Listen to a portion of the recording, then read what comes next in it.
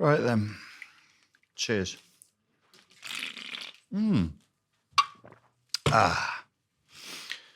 Ready?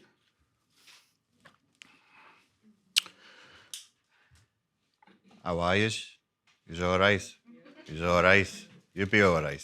It's going to be okay. Don't worry. Your mental health is in the hands of a barely functional scouser with a very dodgy past. I was a taxi driver for years. You'll be all right. Before that, I was a bouncer. So, I definitely know about PTSD and trauma and all that. So we're going to look at surviving a narcissistic psychopathic culture. Ooh.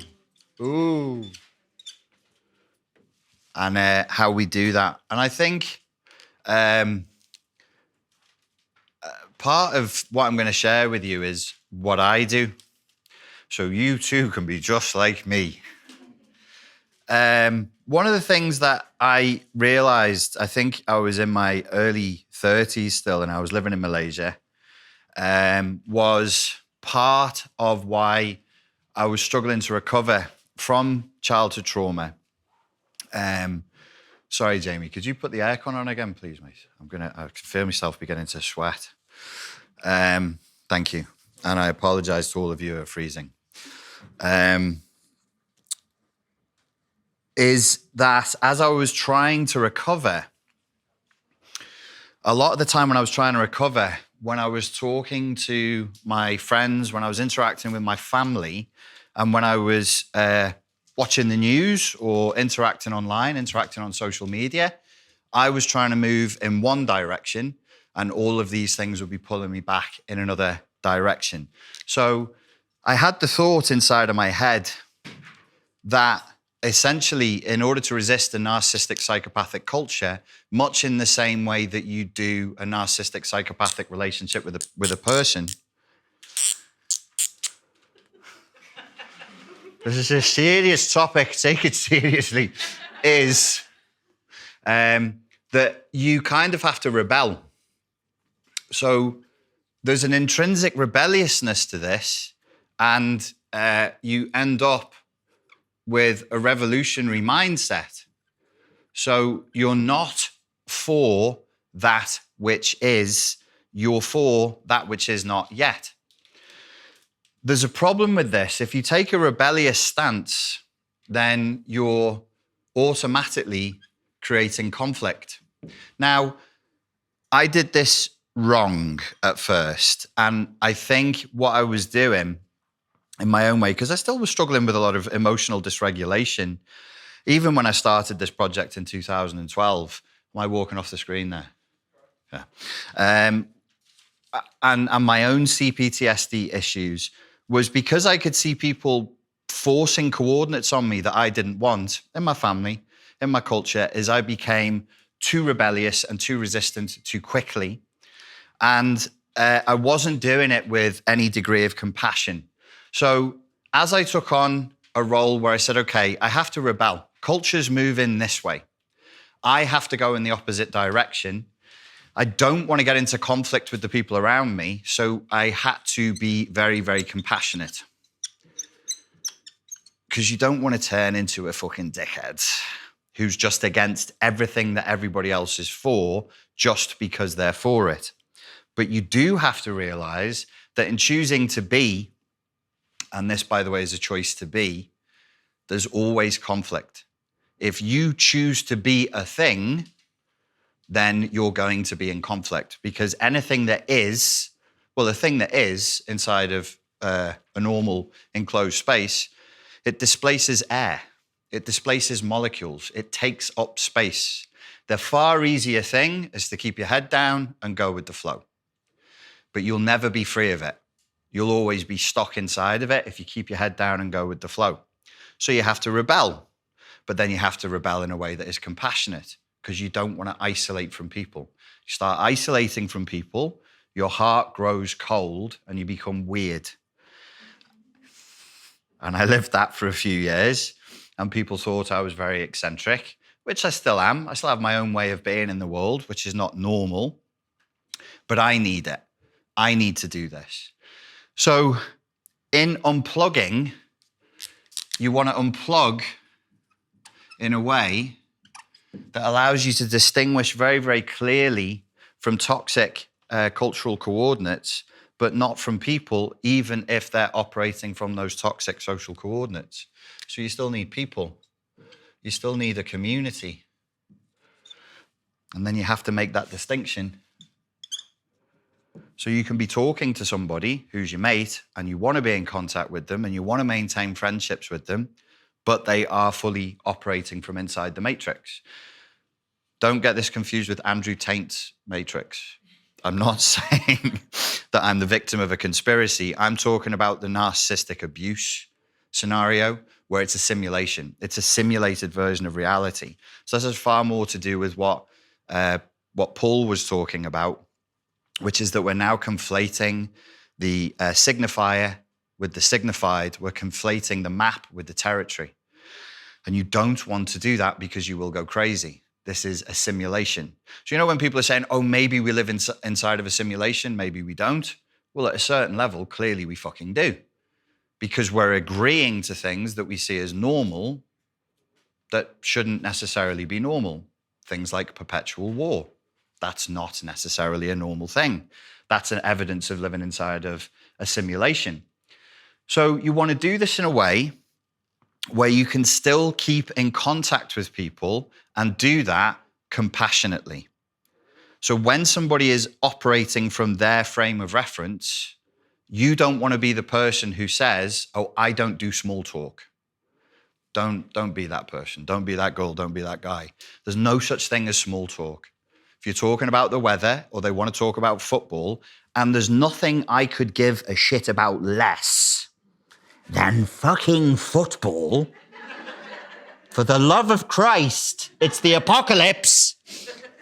But my friend isn't really asking me to talk about football. He's saying, hey, I'm here. And I'm saying, yes, you're here. I see you. You see me. Yes. Is everything okay? No, it's not, but it's okay for you. You go back to sleep and I will worry about this. Yeah. You just want to touch me. God, I'm sweating so much. Thanks, babe. So you want to remain connected to people as much as you can. This is hard, but you're already doing this to some degree. You're either doing it very, very consciously and very deliberately or very carefully, or you're just muddling through. And mostly you're probably just muddling through.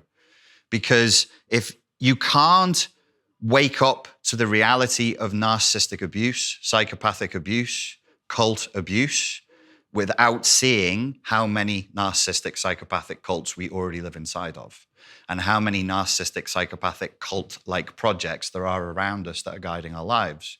So you may as well, rather than being half awake and half asleep, just go full red pill and say, okay, now I'm out. I'm outside of culture. I'm outside of culture. I'm not just going to go along with what everybody else wants me to do. But that takes, as well as compassion, an awful lot of courage. Because to do this, you're going to be reminded again and again that you're on your own. Plus, it can be enormously stressful because as we've evolved, as pack animals, as pack mammals, every drive and every instinct inside of you is going to be to say, no, go with the tribe.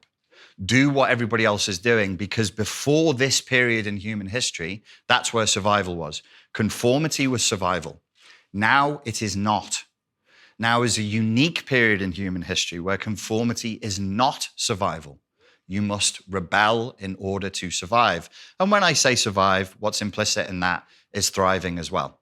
The only thing that can be offered through conformity is more consumerism, more dulling of the senses, more coping strategies, more stimulation, and a greater aggravation of our desires. Every day, every moment of every day, our capacity to want more and more and more is being expanded. Do you feel that? It's being expanded. So as the desire is being artificially pumped up, your satisfaction with life in general will go down. So What's the solution to that? Nothing less than attempting to live, I would claim, as a kind of modern day mystic. And by mystic, I don't mean anything more than regularly connecting with the fact that we don't really know what we are or why we're here. I'm being comfortable with that. I'm just saying, I don't really know why I'm here. This is what my life seems to be. And your subjective experience is unfolding in front of you as a kind of mystery, isn't it? You don't know where your feet came from. You don't know why your feet continue to exist, but you know you have socks on them. Everybody wears socks, so you wear socks. This is a different state than being in an ideologically infected state of certainty and saying, no, I know why I'm here. Who knows? Who knows? Nobody knows. I know what happens after death. How? How could any of us possibly know that? These are guesses, and a lot of them are false, and the purpose of it is nothing more than to generate control. This is cult-like thinking. I'm the cult leader. I'm going to tell you I have the special knowledge and I know. So you push out of it. Your desires are overinflamed. Your satisfaction goes down. What's the solution to that? As I said, you live as a modern mystic. So you live inside of mystery. You say, I don't know. You don't know what summons you into being. You don't know what causes you to continue to be. When you go into that mental state, the ego starts to shrink. The ego starts to dissolve, and quickly. You say, I don't know. I don't know. When the ego starts to dissolve and you go into that subjective state of mystery with the ego dissolution that naturally comes from it, ego dis, what starts to happen at the same time is you'll find your desires then start to renormalize. They start to go back down. These fantasies, these jealousies, this envy, this fear of missing out, this anxiety that we're not fulfilling the superego injunction to enjoy as much, it starts to go down. And then you find yourself becoming more and more satisfied with less. Being more and more satisfied with less things is an inevitable result of operating from a state of, when I say a state of mystery, I'm also talking about a state of awe. It's a very, it's a strange world that we live in. When we live inside of the matrix, when we live inside of the simulated reality, it's all science. It's all mechanics. We've solved every major issue. We know what we're doing. We know why we're here. But actually, there are big gaps, are there not? Was it Terence McKenna? I think he said, you can accept modern science. All that they ask of you is one great miracle, which is the Big Bang, which is the most mystical, weird, supernatural proposition that you could possibly fucking fathom. Every other supernatural event after that is to be poo-pooed, but suddenly, one day, for no real fucking reason, there was nothing. And then, poof, there was everything. But then after that, any of your silly ideas about your mystical experiences would be poo-pooed as non-scientific. Okay, fine. So from here, we can have a sense of awe. Why are you you? Why am I me? What keeps us here? What's the difference between me and you? If the molecules that are in your body, we know transfer into the molecules in my body, why am I not showing up as pieces of you? Why? Why? Oh, I don't know. People argue about this all the time. We think we have the answers. We don't. We don't have the answers. So to go into that space of saying, I don't know, to appreciate it from a place of mystery, it leads to awe, because then you start to think, holy shit, this is pretty amazing. This is a pretty magical realm that we're in. And there's magic all around us all of the time. From that place, again, desire goes down, satisfaction with less goes up. Why do the demons of the apocalypse not want that? Because if you're satisfied with less, you stop buying, you stop voting, you stop logging into Instagram to see what everybody else has that you don't have. You don't go into the anxiety mirror to be terrified, to be provoked, to be triggered, to be upset. You'll stop picking the phone up. And what you'll do instead is go into your local experienced reality through your 5 senses, where you just sit and you just look. Somebody asked me recently about meditation, and they were like, what style of meditation do you think I should be doing? There is only one style of meditation.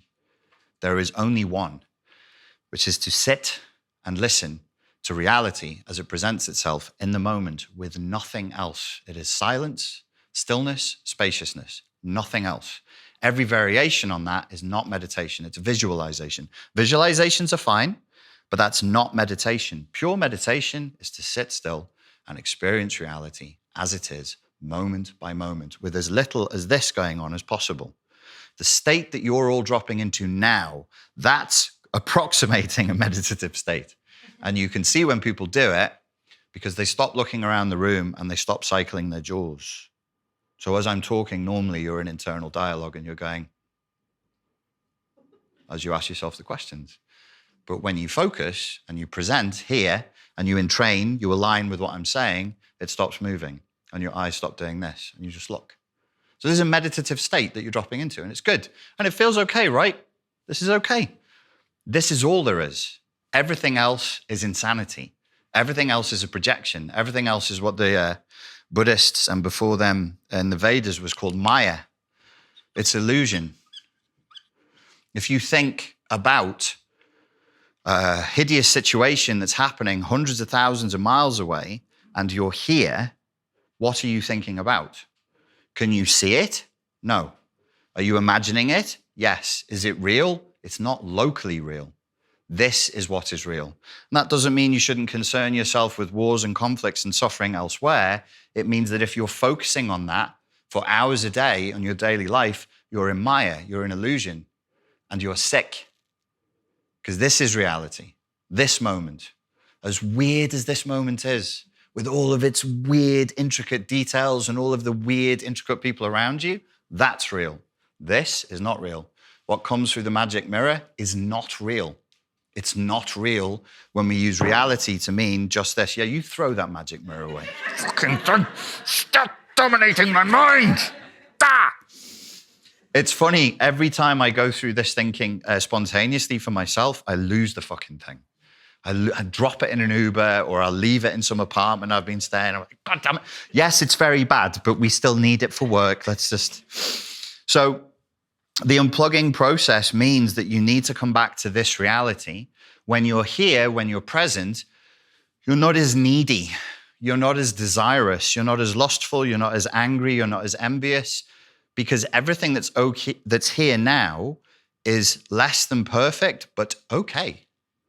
You're okay here. When you're there, when you're in the fantasy of the mind control mirror, it ain't okay. It's not good because you want to be here. You want to be in your body. The meditation process is really simple. Close your eyes. Try and straighten your back if you can. Place your feet on the floor if you can, if you wish to. So try and support the weight of your own back. Put your head on straight. Take a deep breath in through your nose. Slowly let it out. And keep cycling that process of taking a deep breath in through your nose, slowly letting it out. You do not need to empty your mind. That's not necessary. The only thing we aspire to do is to create more stillness and to elongate the space between one thought and the next thought. The more silence you can generate, the deeper you go into a meditative state of observation. Observe what you feel. That's here and now. Observe what you hear in front of you, behind you, above you. Enjoy the breath. Open your eyes. That's it. That's meditation. Pleasant, right? It's nice. It induces sanity, reduces your emotional dysregulation. It will increase your confidence. It increases your capacity to concentrate. And it's nothing. There's no content. I can ask you to visualize unicorns and stuff like that, but like, it's a little bit more Maya. It's kind of fun. But the meditation is the key. It's the most important thing. And it's nothingness. It's thisness. Just this, just this, just this. How long for? 1 moment more. one moment more. Just hold on to it for one moment more. When you're holding on to it, moment by moment, what's actually happening is, excuse me. In this moment, my nose is running. What's actually happening is you're entering into infinity. Because there is no past, there is no future, there is only this. The past, the future, these are models. The reality is just here and now, and the only reality is the reality that you can detect through your body. Everything else is Maya. If I can control this and I can manipulate this, I can make you do things that you wouldn't otherwise want to do. I can aggravate you to the point where you would even go to war and start killing people over there because I told you, I don't know, they eat babies or some terrible thing. And you believe it if you're stuck in Maya. If you're not, and you're grounded in this reality, and you're used to spending time on your own, and you're used to unplugging, it makes you harder to trick. Much, much harder to trick. As above, so below. As within, so without. This is not a bad model for escaping narcissistically abusive relationships. It's the same thing. It's the same thing. You have to be grounded in your own reality. You have to be grounded in your own sense of self. That Maya, that illusion, is coming from them. And the purpose of it, as I said to you yesterday, it's not to emancipate you. It's not to make you feel better or to make you feel more free or more sovereign or to give you more dignity.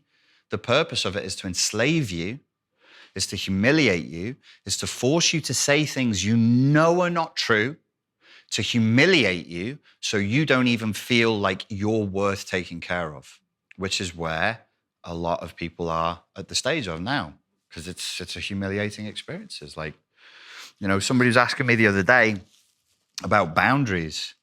You know, you got to set boundaries, man. Got to set those boundaries. But if you don't value what it is that you're setting a boundary around, it's meaningless. It's totally meaningless. So if you have weak boundaries and you try to learn boundaries first, it's going to do nothing. You have kids. Oh, you don't have weak boundaries with your kids. Somebody does something to one of your kids, suddenly you got really strong boundaries. Why is that? That's a weird thing, because there's value there for you. You protect naturally and spontaneously that which you value. So if you're struggling with boundaries for yourself, let's go upstream and assume you just don't have that much value for yourself. And you can learn that by retaking back your dignity step by step, by not allowing yourself to be humiliated by a culture that is looking to instrumentalize, exploit, and humiliate you. The revolution begins tomorrow, brothers and sisters. I will stop there. Do you have any questions on anything that I just said? Feel free to ask. I don't have a mic. Oh, I do. Oh, no, you have it.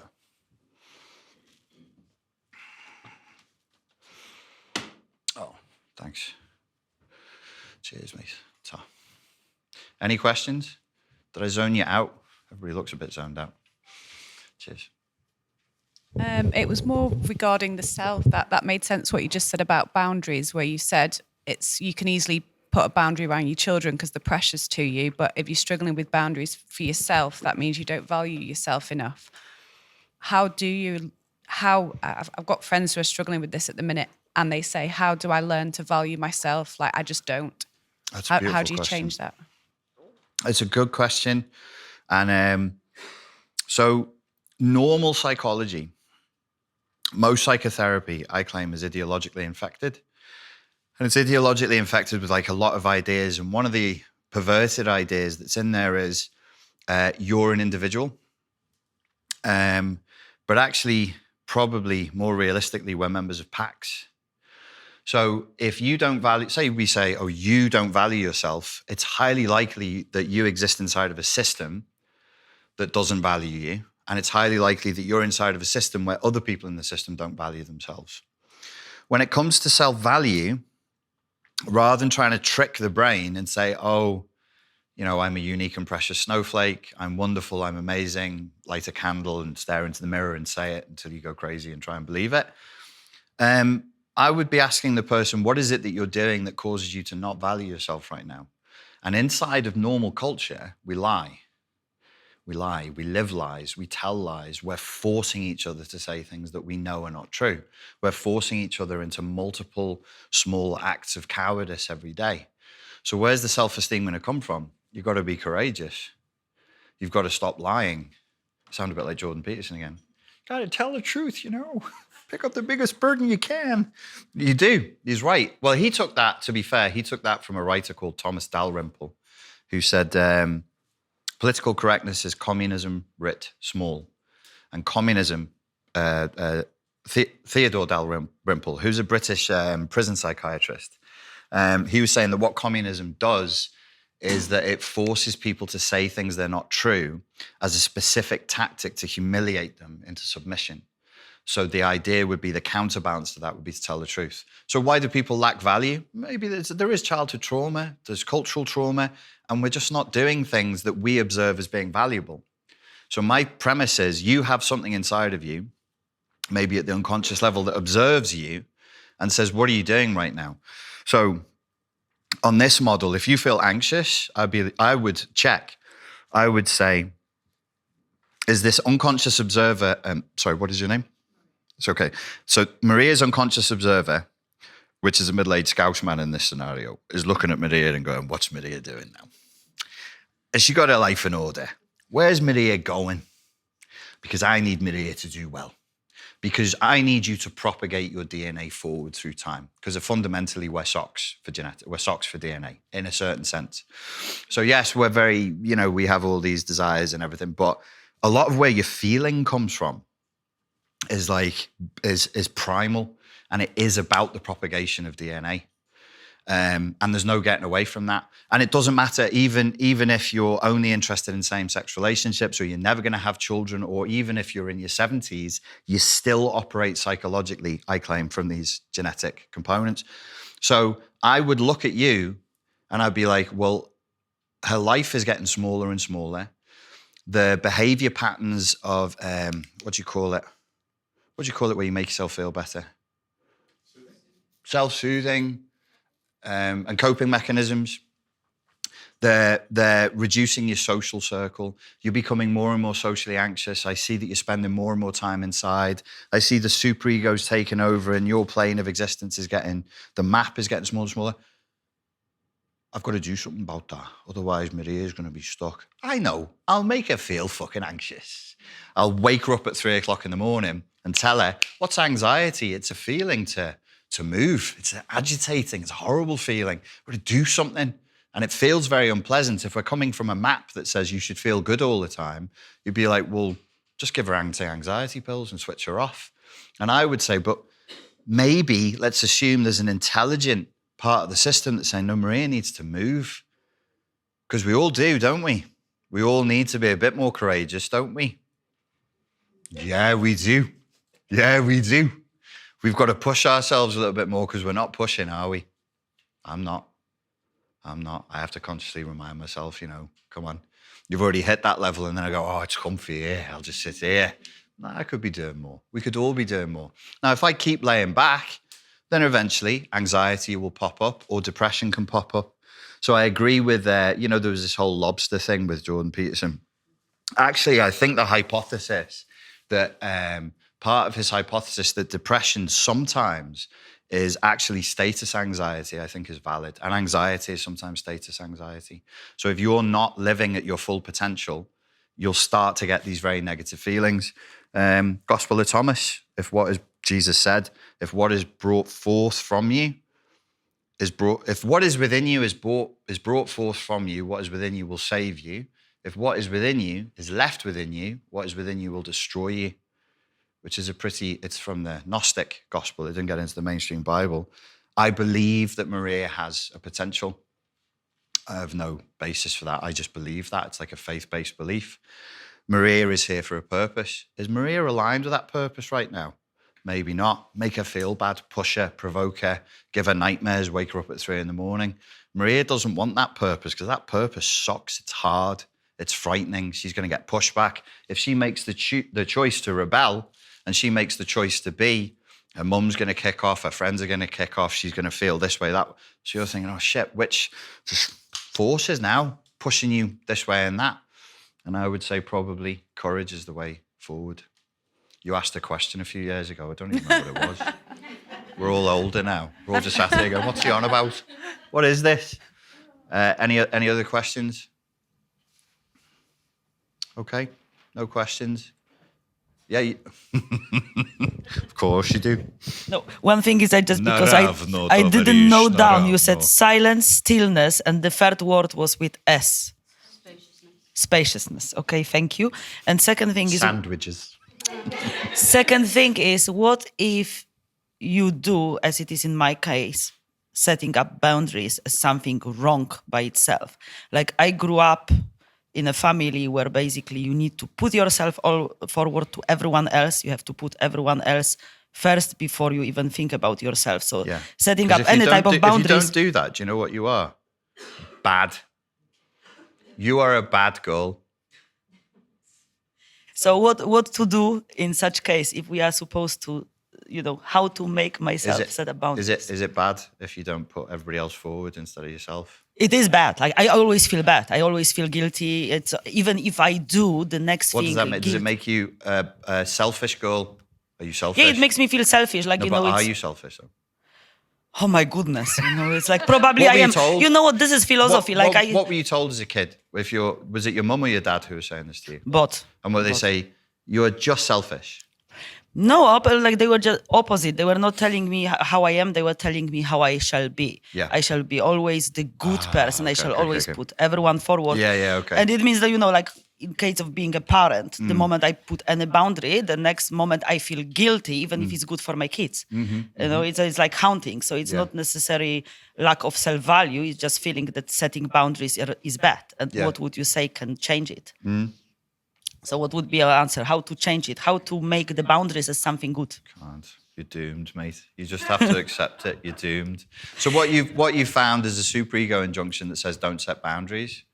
Okay, so we are getting back to how to change the superego injunction. It's key. Like I think if I could say there's one key element to all the therapeutic work now, it's these superego injunctions. Okay. Because if the superego injunction says you're not allowed to have boundaries, every single piece of work therapeutically that you try to do that doesn't address that, you're still going to have the superego injunction saying don't do it. So I showed you how to push back against the superego injunction. One thing you can do, because it's a kind of brainwashing, right? You were brainwashed to think setting set boundaries is bad. So you can also brainwash yourself the other way, but you should do it with a sense of humor. I got lots of it. Okay, so you can say, no, setting boundaries is really good. It's really cool to set boundaries. And why is it good to set boundaries? And then you come up with some reasons. Do you know why it's good to set boundaries? Can you think of any reasons why it's good? It's to survive, first of all. Okay. It's also your duty. How do you say you must in Polish? Muszę. Muszę. Muszę. Okay. Because your children are watching you. And they're watching you unconsciously. And they will unconsciously do that which you do. So if they see mother setting boundaries, then they will set boundaries and they can't help themselves. They must set boundaries and be healthy if you are healthy. Musha. It is your duty.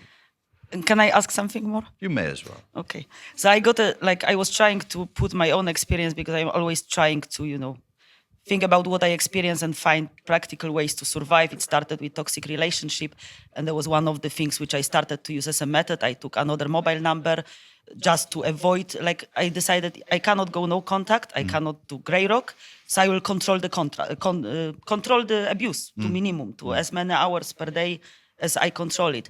In case of being in a part of the system, I work using mobile phone and social media and all the stuff, so it's hard for me to disconnect myself from it. But I decided, It's not though. I work on social media, but I don't sit there scrolling it. I'm just like, here is this poisonous space I must enter into to make money. Here we go. Just be deeply cynical. Like, you know what? I did something... Deeply cynical. I would need to become you, I think. Yeah, I know. I'm the model for this. I said at the beginning. I'm not as cynical as you. We'll get to my level of cynicism, comrade. Listen, we all have aspirations. I'm also not so self-disciplined, probably, and I haven't done martial arts and all this stuff. Oh, you think that's from self-discipline? No, that's from deep childhood trauma. No, but you know what? In my personal case, what helped me a lot, I did exactly the same with the system around me. I decided I'm disconnecting myself for, let's say, 20 hours per day. I go for 4 hours on social media. I do all what I have to. I do all the sharing, all promotions or marketing, reply to all messages, and then I disappear again. And the 20 hours being disconnected was very therapeutic. Yes. It actually was the freedom of I don't have to check anything because my mobile is off. I'm offline, so nothing will come. Nobody is waiting for me because they see that the messages are not delivered. I have to And say, it's the last time I did a full social media fast, I did 1 month, and the major effect of staying off social media for a month was my self-respect went through the roof. Because there's something infantilizing about social media. There's something greasy about it. And it doesn't matter what you put on there. It doesn't matter what you consume on there. I just feel like a stupid, dorky kid on there. And when I came off it for a month, I just had to read. And then I felt like an adult male. There's some, do you know what I mean? It's just this weird, like and follow. Everything is dumb. Everything. And it doesn't matter which platform you use. It's all dumb and childish. It's bright colors and, you know, oh, you didn't get as many reactions on this video because you didn't do a silly voice. Or I was just like, oh, God. And then for a month, you go read your favorite I haven't books. tried a month yet, but A month is good. A month, I really recommend it. It changes the way you feel, like your self-respect. I can goes imagine up. 20 hours without it changes the way I So feel. go a whole month and don't touch social media. You feel pretty good, man. It's hard when you work on it, you know, but I Have will slaves try. who do it for you. It's what problem. Again, I'm not at the level to have slaves doing things for me, but no, I have. social media definitely feels the envy. It's like sometimes, you know, it's just even if I'm not envious by nature, there is something about it. My husband always used to say, I can't look at it because it just makes me angry. I start getting jealous. No, it's weird. So, you know, get off it, you know. It's a foul, demonic place. I just realized the guy who works for me is watching right now. Sorry, Max, you're not really a slave. Thank you, Richard. I will be killed by a Russian sniper later. I am sorry, comrade. By Does Polish. anybody else have any questions before we take a break? Nothing at all? Okay, let's take a 15-minute break, and then it will be me, Sarah, and Ed. We will answer all your questions. Thank you very much